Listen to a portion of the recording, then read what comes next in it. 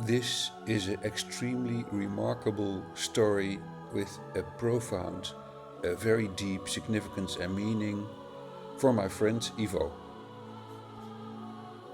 You were on your way home when you died. It was a car accident. Nothing particularly remarkable, but fatal nonetheless. You left behind a wife and two children. It was a painless death. The EMTs tried their best to save you, but to no avail. Your body was so utterly shattered, you were better off, trust me. And that's when you met me. What? What happened? You asked. Where am I? You died, I said, matter of factly. No point in mincing words. There was a truck and it was sliding. Yeah, I said. I died? Oh, yep. But don't feel bad about it. Everyone dies, I said. You looked around. There was nothingness, just you and me. What is this place? You asked. Is this the afterlife? More or less, I said. Are you God? You asked. Yep, I replied, I'm God. My kids, my wife, you said. What about them? Will they be alright? That's what I like to see, I said. You just died and your main concerns is for your family. That's good stuff right here. You looked at me with fascination. To you, I didn't look like God. I just looked like some man, or possibly a woman, some vague, authoritative figure maybe, more of a grammar school teacher than the Almighty. Don't worry, I said, they'll be fine. Your kids will remember you as perfect in every way. They didn't have time to grow contempt for you, and your wife will cry on the outside, but will be secretly relieved.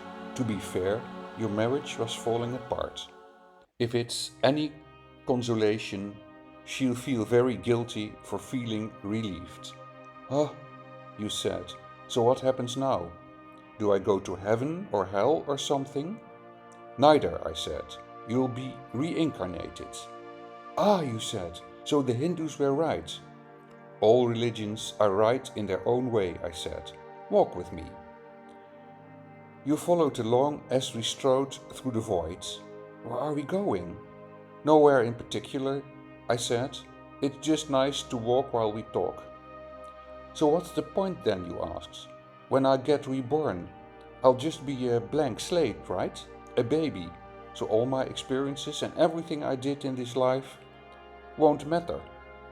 Not so, I said. You have within you all the knowledge and experiences of all your past lives. You just don't remember them right now. I stopped walking and took you by the shoulders. Your soul is more magnificent, beautiful and gigantic than you can possibly imagine. A human mind can only contain a tiny fraction of what you are. It's like sticking your finger in a glass of water to see if it's hot or cold. You put a tiny part of yourself into the vessel, and when you bring it back out, you've gained all the experience it had. You've been in a human for at least 48 years, so you haven't stretched out yet and felt the rest of your immense consciousness. If we hung out here for long enough, you start remembering everything, but there's no point to doing that between each life. How many times have I been reincarnated then? Oh man, lots and lots and lots, and into a lot of different lives, I said. This time you'll be a Chinese peasant girl in 540 after Christ. Wait, what? You stammered. You sending me back in time? Well, I guess technically, time as you know it only exists in your own universe. Things are different where I come from. Where you come from? You said. Oh, sure, I explained. I come from somewhere else. And there are others like me. I know you want to know what's like there, but honestly, you wouldn't understand. Oh, you said, a little let down. But wait, if I get reincarnated into other places in time, I could have interacted with myself at some point. Sure, happens all the time. And with both lives only aware of their own lifespan, you don't even know it's happening. So what's the point of all this? Seriously, I asked. Seriously? You ask me for the meaning of life? Is that a little stereotypical? Well, it's a reasonable question, you persisted. I looked you in the eye. The meaning of life, the reason I made this whole universe, is for you to mature.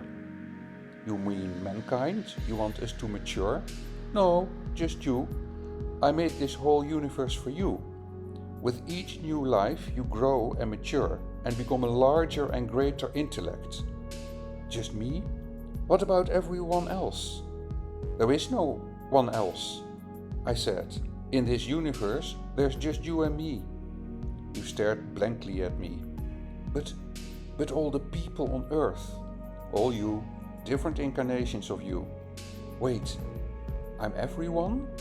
Now you're getting it, I said, with the congratulations slap on the back. I'm every human being who ever lived, or who will ever live. Yes, I'm Abraham Lincoln, and you're John Wilkes Booth too, I added. I'm Hitler, you said, appalled, and you're the millions he killed. I'm Jesus, and you're everyone who followed him. I felt silent. Every time you victimizes someone, I said, you are victimizing yourself. Every act of kindness you've done to yourself. Every happy, every sad moment ever experienced by any human was or will be experienced by you. You thought for a long time. Why? You asked me. Why do all this? Because someday you will become like me. Because that's what you are. You're one of my kind. You're my child. Wow, you said. Incredulous. You mean I'm a god? No, not yet. You're a fetus. You're still growing. Once you have lived every human life, throughout all time, you will have grown enough to be born. So the whole universe, you said, it's just an egg, I answered. Now it's time for you to move on to your next life. And I sent you on your way.